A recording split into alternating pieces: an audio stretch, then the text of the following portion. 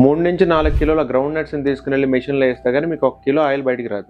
1 KG ground nut మార్కెట్లో 212 రూపాయలు cost ఉంది. మరి 4 కిలోలు కొనాలంటే దగ్గర రౌండ్ ఫిగర్ 800 అవుద్ది. నేను చెప్పింది ఓన్లీ రా మెటీరియల్స్ వరకు మాత్రమే. దీనికి ఇంకా electricity cost, machinery maintenance, labour charges, ఫిల్టరేషన్కి అయ్యే ఖర్చు, ప్యాకేజింగ్ అయ్యే ఖర్చు, స్టోరేజ్కి అయ్యే కాస్ట్, అంటే వేర్ హౌస్కి రెంట్లు అయ్యి కట్టాలి కదా, ట్రాన్స్పోర్టేషన్కి అయ్యే ఖర్చు, డిస్ట్రిబ్యూటర్ యొక్క 5 to 10% మార్జిన్, మళ్ళీ సూపర్ మార్కెట్ వల్ల 5 to 10% మార్జిన్, ఆ తర్వాత సోషల్ మీడియాలో వాళ్ళ బ్రాండ్ కోసం వాళ్ళు పెట్టిన ఖర్చు, టీవీ యాడ్స్ కోసం వాళ్ళు పెట్టిన ఖర్చు, గవర్నమెంట్ కట్టిన జిఎస్టీ, ఇవన్నీ కలిపితే ఇంకొక ఎక్స్ట్రా 200 రూపీస్ అవుద్ది. ఒక ఆయిల్ ప్యాకెట్ మ్యానుఫ్యాక్చర్ అవ్వాలంటే మీకు దగ్గర 1000 రూపాయలు ఖర్చు అవుద్ది. కానీ మనకేం ఆయిల్ ప్యాకెట్ మార్కెట్లో 225 రూపాయలకి వస్తుంది. ఎలా? యూజువల్గా సీడ్స్ని తీసుకుని మెషిన్లో పడేస్తే అందులో నుంచి ఓన్లీ 30 to 35% ఆయిల్ మాత్రం బయటకు వస్తుంది. అదే కనుక దానిలో హెక్సేన్ అనే ఒక పెట్రోలియం సాల్వెంట్ని కనుక కలిపితే అందులో నుంచి 90 to 95% ఆయిల్ని బయటికి పెండొచ్చు. ఇదే ఇక్కడ వాళ్ళు వాడే మెయిన్ టెక్నిక్.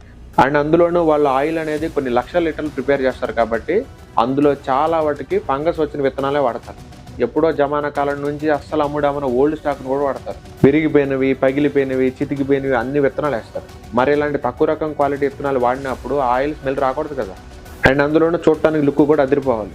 సో వీటి కోసం వాళ్ళు 4 టెక్నిక్లు వాడతారు. ఒకటి డీగమ్మింగ్, రెండోది న్యూట్రలైజేషన్, మూడోది బ్లీచింగ్, నాలుగోది డియోడ్రైజేషన్. ఈ 4 టెక్నిక్ల వల్ల ఫైనల్గా మీకు వచ్చిన ఆయిల్ యొక్క అవతారమే మారిపోతుంది. ఏంటి మనకి ఇచ్చేది వాళ్ళు ప్యూర్ ఆయిల్ అనుకుంటున్నారా?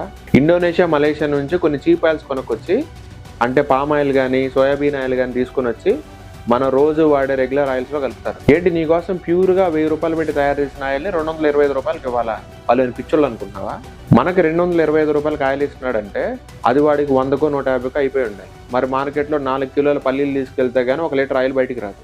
నువ్వు ఎంత హోల్సేల్ మార్కెట్లో కొన్నా కానీ 4 కిలోల పల్లీలు 100 రూపాయలకి ఎవడిస్తారు చెప్పు? అందుకే మీరే స్వయంగా విత్తనాలను కొనుక్కొని వెళ్ళి గానుగు దగ్గరికి వెళ్ళి ఆయిల్ పట్టించుకొని ఆ ఆయిల్ని రోజుకి 2 నుంచి 3 స్పూన్లు వాడుకోండి. ఇది తప్ప మీకు వేరే దారే లేదు.